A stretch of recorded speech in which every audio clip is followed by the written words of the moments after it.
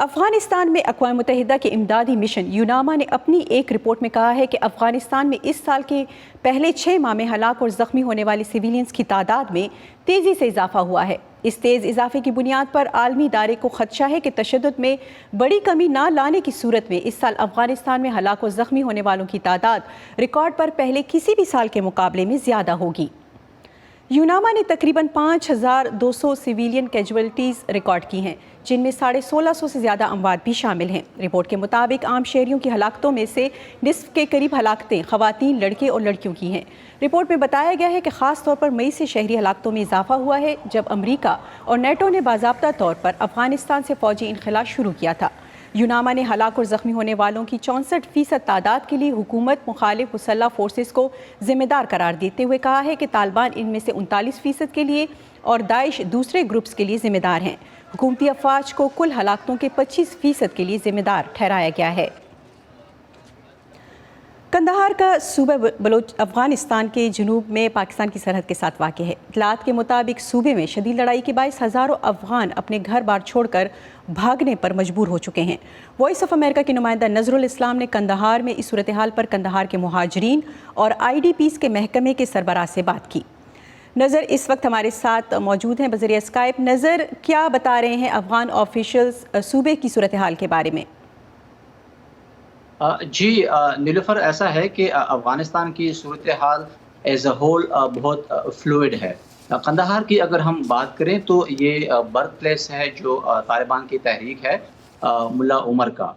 اس وقت وہاں پہ سنگین لڑائی جاری ہے۔ اگر قندھار کی ہم بات کریں تو یہ 17 اضلاع پر مشتمل ہے، جس میں 12 اضلاع جو ہیں وہ طالبان کے مکمل کنٹرول میں ہیں۔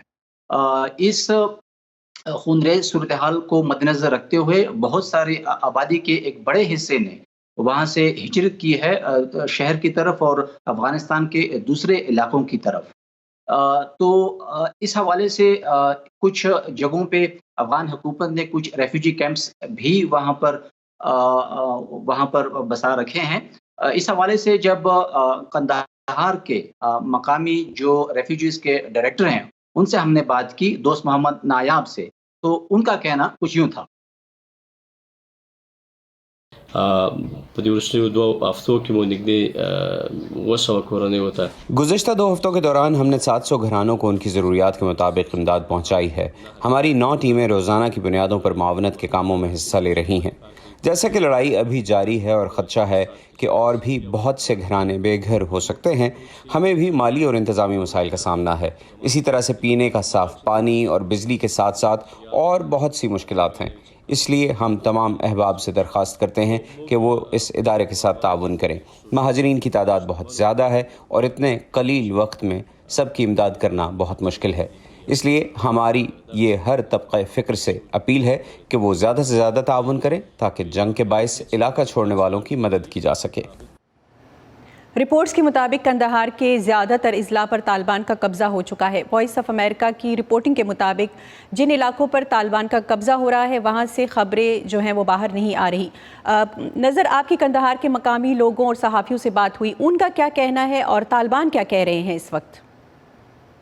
جی نیلوفر، ایسا ہے کہ جیسے کہ ہم نے ذکر کیا شروع میں کہ تقریباً 12 اضلاع پر طالبان کا مکمل کنٹرول ہے۔ خوف کی وجہ سے، لڑائی کی وجہ سے متعدد افراد نے تقریباً 1.5 لاکھ سے زائد افراد جو ہیں وہ ہجرت کر چکے ہیں سیفر پلیسز کی طرف۔ تو خوف کا جب عنصر زیادہ ہو جاتا ہے تو جتنے بھی گورنمنٹ کی انسٹالیشنز ہیں وہ تو مکمل طور پر بند ہیں، چاہے وہ سکولز ہیں، چاہے وہ یونیورسٹیز ہیں، چاہے وہ ہیلتھ کی فیسلٹیز ہیں۔ اب ایسا نہیں ہے کہ یہ سب طالبان نے جان بوجھ کر ان کو بند کیا ہے، بلکہ خوف وہاں پہ اتنا زیادہ ہے کیونکہ جو گورنمنٹ کے جو آفیشلز ہوتے ہیں ان کو خوف زیادہ ہوتا ہے، فکر زیادہ ہوتی ہے کہ کہیں وہ چیز ان کے آڑے نہ آ جائے۔ تو اس وقت جب ہم مقامی افراد سے، وہاں پر جو صحافی ہوتے ہیں ان سے بات کرتے ہیں تو ان کا یہی کہنا ہے کہ جو ہاسپٹلز ہیں وہ بند ہیں، تعلیمی ادارے ہیں وہ بند ہیں، گورنمنٹ کی جو فیسلٹیز ہیں جو کہ انتظامی امور کو رن کرتے تھے وہ بند ہیں۔ تاہم دوسری طرف جب افغان طالبان سے جب ہم نے بات کی ان کا پوائنٹ آف ویو جاننے کے لیے، کہ آیا کیا یہ سب انہوں نے بند کرا رکھے ہیں، تو ان کا موقف کچھ اس طرح سے تھا۔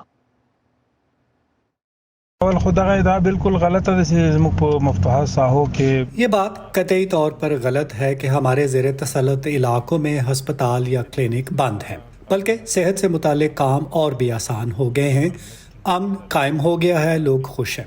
کوئی ایک کلینک بھی بند نہیں ہوا ہے، بلکہ کچھ علاقوں میں کچھ کلینک بمباری کی زد میں آئے ہیں۔ گزشتہ دنوں ہلمند میں ایک بڑے کلینک کو نشانہ بنایا گیا۔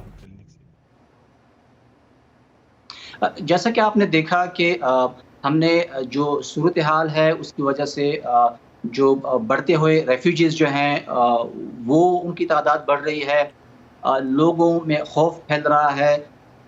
دلچسپ امر یہ ہے کہ جو کیجولیٹیز ہیں جو کہ یوناما کی رپورٹس میں آئی ہیں، نہ تو اس کو طالبان اون کرتے ہیں، نہ کوئی دوسرے گروپس جو ہیں وہ اون کرتے ہیں۔ صورتحال بہت فلوئڈ ہے، لوگ جو ہیں وہ خوف زدہ ہیں، تو ایک غیر یقینی کی صورتحال ہے۔ ایسے میں جب ہم ماہرین سے بات کرتے ہیں تو ان کا یہ کہنا ہے کہ اس تمام صورتحال میں افغان گورنمنٹ اور طالبان کے درمیان سیاسی مفاہمت کا مزید جو ہے وہ زور پکڑ رہا ہے تاکہ مزید خون ریزی سے افغانستان کو بچایا جا سکے۔ بہت شکریہ نذر الاسلام۔